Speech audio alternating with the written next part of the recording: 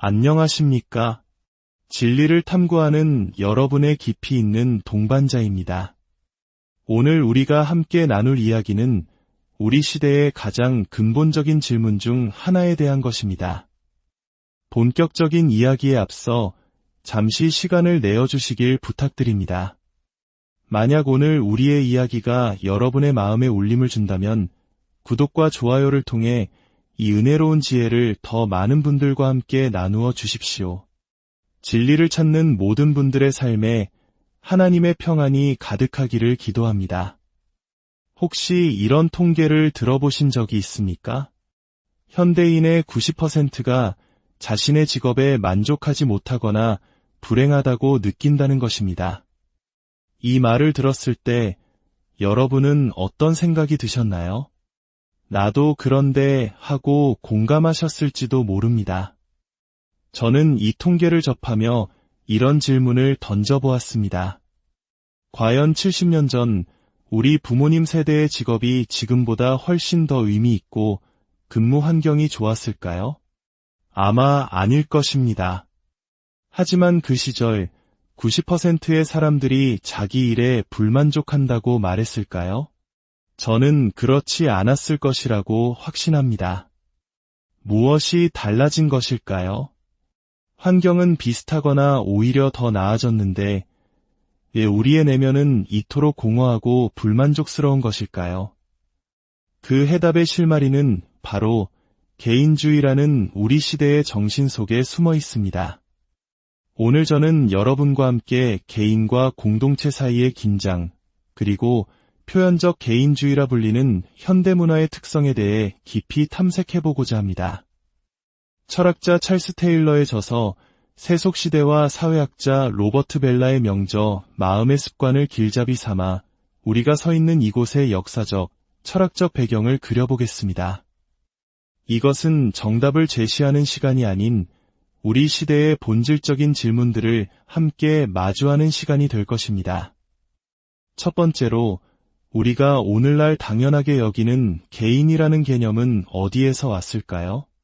모든 개인은 평등한 권리와 존엄성을 가진다는 생각, 계급이나 인종에 상관없이 모든 인간은 소중하다는 위대한 사상은 사실 기독교적 세계관에 깊이 뿌리내리고 있습니다. 성경 창세기에 기록된 대로 모든 인간이 하나님의 형상으로 창조되었다는 믿음이야말로 인권 사상의 가장 근원적인 토대입니다.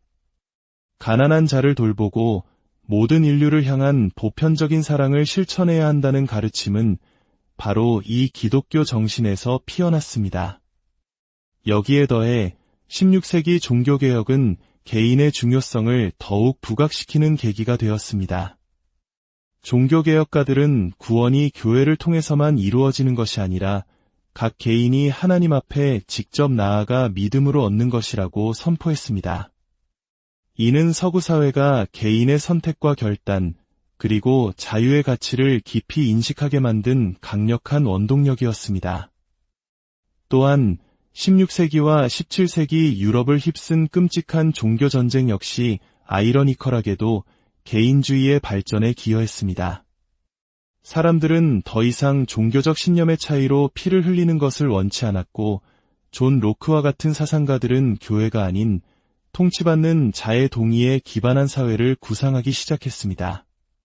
즉, 다양한 신념을 가진 개인들이 모여 스스로 통치 방식을 결정하는 사회 모델을 제시한 것입니다. 이러한 역사적 흐름 속에서 서구 사회는 개인의 권리와 자유를 중시하는 정치적 개인주의를 발전시켰습니다. 모든 사람이 동등한 한 표를 행사하고 어떤 집단도 다른 집단을 억압해서는 안 된다는 원칙이 자리 잡았습니다. 하지만 2차 세계대전 이후 이 개인주의는 폭발적인 변화를 겪게 됩니다. 찰스 테일러는 이를 표현적 개인주의의 시대 혹은 진정성의 시대라고 명명했습니다. 전쟁 이전의 개인주의는 가족, 국가, 신앙과 같은 깊고 오래된 전통과 제도 안에서 균형을 이루고 있었습니다. 개인의 권리는 중요했지만 가족의 필요나 국가의 요구 혹은 하나님의 뜻 앞에서 자신의 욕망을 절제해야 했습니다. 그러나 전쟁 이후 새로운 사회적 합의가 형성되기 시작했습니다. 그것은 바로 개인의 이익이 가족이나 공동체, 국가의 필요나 바람보다 항상 우선한다는 생각이었습니다. 이를 다르게 생각하는 것은 단순히 틀린 것을 넘어 사악하고 억압적인 것으로 간주되기 시작했습니다. 이러한 급격한 변화는 두 가지 거대한 흐름, 즉 물질적 풍요와 소비주의, 그리고 성혁명에 의해 가속화되었습니다. 전후의 풍요는 과거에는 사치품으로 여겨졌던 것들을 대중화시켰고, 사람들은 자신만의 사적인 공간을 채우는데 집중하기 시작했습니다. 텔레비전은 이웃과 함께 담소를 나누던 툇마루를 대체했고, 자동차는 이웃과 함께 카드를 치며 여가를 보내던 문화를 흩어지게 했습니다. 세탁기와 스마트폰에 이르기까지 기술의 발전은 편리함을 주었지만 동시에 우리를 이웃과 공동체로부터 분리시키고 고립시켰습니다. 자본주의와 소비문화는 이러한 흐름에 불을 붙였습니다. 광고는 끊임없이 우리에게 속삭입니다. 다른 사람들과 똑같이 되지 마세요. 당신 자신이 되세요. 이 모자를 쓰고 이 화장품을 써서 세상에 당신이 누구인지 보여주세요. 제품을 파는 가장 좋은 방법은 사람들을 더욱 개인화하고 그들의 취향과 개성을 자극하는 것이었습니다. 또 다른 거대한 축은 성혁명이었습니다. 과거의 돈을 버는 행위와 성적인 관계는 공동체를 세우기 위한 수단이었습니다. 돈은 가족을 부양하고 자녀를 키우기 위해 벌었고, 성은 부부관계를 돈독히 하고 자녀를 낳아 공동체를 이어가기 위한 것이었습니다. 그러나 2차 세계대전 이후 돈과 성의 목적은 공동체 형성에서 개인의 정체성 형성으로 완전히 바뀌었습니다. 우리는 이제 나 자신을 표현하고 나의 정체성을 찾기 위해 돈을 쓰고 성적인 관계를 맺습니다. 이것은 인류 역사상 엄청난 전환이었습니다. 이것이 바로 로버트 벨라가 말한 표현적 개인주의의 핵심입니다. 과거 대부분의 문화권에서 정체성은 관계, 그리고 그에 따르는 역할과 책임을 통해 형성되었습니다. 사람은 자기 외부의 어떤 근원, 즉 하나님이나 가족, 사회와 연결됨으로써 자기 자신을 발견해야 했습니다. 하지만 현대 문화는 우리에게 정반대의 길을 제시합니다. 진정한 자아는 외부에 있는 것이 아니라 우리 내면 깊은 곳에 있다고 말합니다. 우리는 이제 밖으로 나아가기 전에 먼저 안으로 깊이 파고 들어가야 합니다. 내면의 목소리에 귀 기울여 내가 진정으로 누구인지, 무엇을 원하는지 발견해야만 세상으로 나아갈 자존감을 얻을 수 있다고 믿습니다. 그래서 과거의 문화가 당신은 당신의 의무다라고 말했다면 현대 문화는 당신은 당신의 욕망이다 라고 말합니다. 과거에는 자기 희생을 통해 훌륭한 사람이 되었지만 오늘날에는 자기 주장을 통해 자기 자신이 됩니다. 과거의 영웅서사는 존 웨인처럼 공동체를 위해 자신을 희생하는 인물이었습니다. 하지만 현대의 새로운 영웅서사는 영화 꼬마 돼지 베이브와 같습니다. 양치기 개가 되고 싶었던 돼지, 베이브의 이야기 말입니다. 모두가 불가능하다고 말했지만 베이브는 결국 자신의 꿈을 이루어 양들을 성공적으로 이끌고 모두의 찬사를 받습니다. 이것이 바로 현대사회가 유일하게 인정하는 영웅서사입니다. 남들이 뭐라고 하든 상관없어. 내 안의 목소리를 듣고 내가 원하는 내가 되어라. 자, 그렇다면 이 표현적 개인주의가 가져온 결과는 무엇일까요? 여기에는 거대한 빛과 그림자가 동시에 존재합니다. 긍정적인 측면부터 살펴보겠습니다. 인종평등과 남녀평등 같은 위대한 사회적 진보는 개인주의의 확산과 깊은 관련이 있습니다.